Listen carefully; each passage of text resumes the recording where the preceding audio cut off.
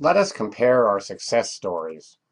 And this is a great video because it lets us be both positive and upbeat about these three organizations. In the case of all three, and again, we're talking about Apple, IBM, and Verizon, they all managed to overcome the factors that inhibit a response to a disruptive technology, and all three of them managed to morph their business models in one way or another to respond to a disruptive technology and to guarantee their survival, at least in the short run. All three of these companies face disruptions.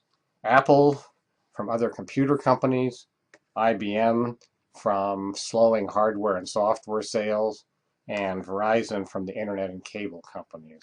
Of these, IBM was probably in the worst shape because it was questionable if they could continue in business. The other two companies just weren't as successful as they turned out to be once they had responded to these disruptive technologies. What made this a little easier here, there was no need to abandon what they were doing. They really could keep most of their current business model, but they had to change the emphasis. They had to de-emphasize certain parts and emphasize others. So for example, Apple had to de-emphasize its computer business in order to move into the consumer products arena. There was a positive halo effect from that because eventually it helped increase their computer sales.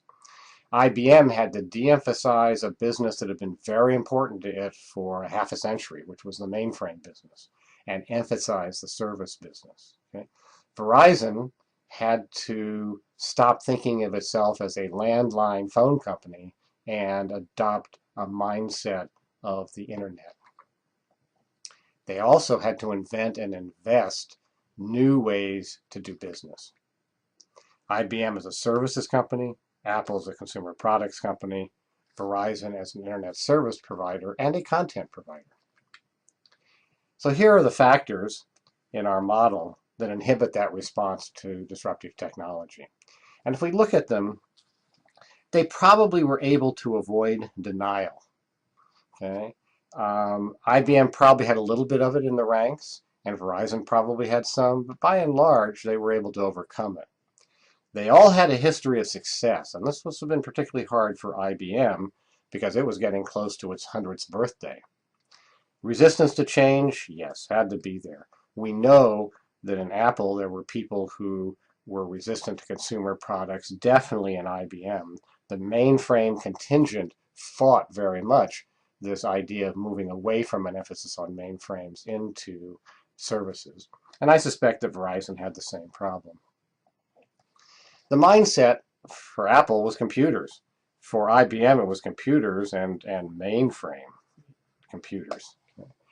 And for Verizon, of course, it was phone and landlines, because that's what they'd done for a long, long time. I would say also that Verizon probably was dedicated to cellular because that was a very profitable business for them. The brand, Apple had a very positive brand, I think. It had very loyal consumers. People who had Apple products really liked them. The brand for IBM was also extremely strong, one of the most recognized brands around. Verizon probably a little less so. It was a relatively new company, a new name, and all. Sunk costs for Apple were not bad. IBM had a lot of manufacturing capacity for mainframes. And of course, a phone company is capital intensive. All the lines, the equipment, and so on. Profitability, IBM was okay. It wasn't outstanding. IBM is the one who had the real problem with profitability. That was dropping, and cash was getting to be a problem. Verizon was doing okay. Imagination, they all get good marks on imagination. I would give them all an A for imagination.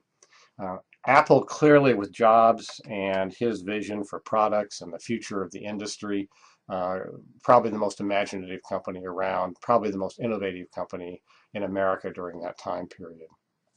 IBM, we should say we had a new CEO who had a vision, and that vision is similar to having an imagination.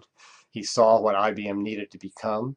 And with Verizon, there was a vision of the future of fiber, and not just fiber, but but the future of how people were going to communicate and get their content in terms of entertainment and television and so on. So we give them an A. That's the good news. The bad news is that all three are subject to future technological disruptions. Will they deal with them as successfully as they have dealt with the ones in the past? We can hope so. We can hope that our model of disruptive technologies is something that is helpful to them and to other companies. But we are in a time of hyper-competitive economy. We're in a time of increasingly disruptive technologies. And we have to say that past success is no guarantee of future success or future survival.